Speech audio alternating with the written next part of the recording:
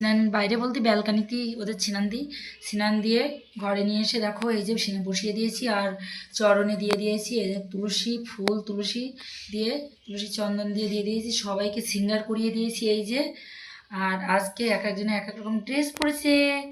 আর চরণে কী আছে বলো দিন, সব চেরি ফুল। আর আজকে এই দেখো হালকা হালকা গরমের ছাট পড়েছে বলে এই যে নাক চাপা ফুল ফুটছে, নাক চাপা আছে, গাঁদা ফুল আছে, এই ফুল দিয়ে চরণ সাজিয়ে দিয়েছি। আর এই দেখো এটা হচ্ছে অরিজিনাল চন্দন কাঠ।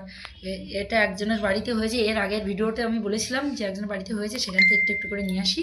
তো এটা আবার নিয়ে এসছি বাবুদের ঘষে এই যে দিয়ে দিয়েছি। ছোটো ডাল নিয়ে এসছি, বড় ডাল তো কাটতে দেয় না। তো এরকম সিঙ্গার করে দিয়েছি দেখো। তো চলো এবার ভোগ লাগানোর ব্যবস্থা করব, তারপরে পুজো পাঠের কমপ্লিট করব। এখানে আছে আমার গুরু বাবা, এই যে শ্রীরাম রাধাকুণ্ডী বৃন্দাবন।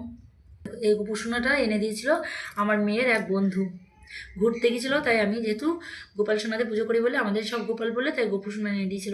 এদিকেও সব সাজিয়ে দিয়েছে, এই যে আমার রাধা গোবিন্দ, এখানে পঞ্চতত্ত্ব, লক্ষ্মীনারায়ণ, এখানে শিব, এখানে দেখো শিবটা সরস্বতী, আর এখানে রামের একটা প্রসাদ দেওয়া আছে। এই যে আজকে বৃহস্পতিবার যেহেতু এই যে ঘট পাতা হয়ে গেছে, এই যে সবাইকে ফুল তুলসী দিয়ে দিয়েছি। এই যে এই ঠাকুরকে এই সাইডে পুজো দেওয়া হয়, আর পুরোটাই গোপালকে অন্য সাইডে পুজো দিই, যেহেতু রাধা কৃষ্ণ এখানে আছে। এই দেখো রাধারানী, আমার রাধারানী, যেহেতু এই সাইডটায় পুরো পাটটাই আলাদা যেহেতু, আর গোপাল সোনাদের পাটটা পুরো আলাদা। এখানে সোনাদের পাটি, যে এখানে সব গোপু সোনারা, এখানে শিবানা, এখানে গোপু সোনারা, এই যে। আর ওই সাইডে আছে গোপু সোনারা, সেখানে বিশ্রাম নেয়, শয়নে যায়। তো চলো এখন ভোগের থালিটা রেডি করে নিয়েছি, এবার ভোগের থালিতে যথারীতিভাবে ভোগ লাগিয়ে দেবো। চলো।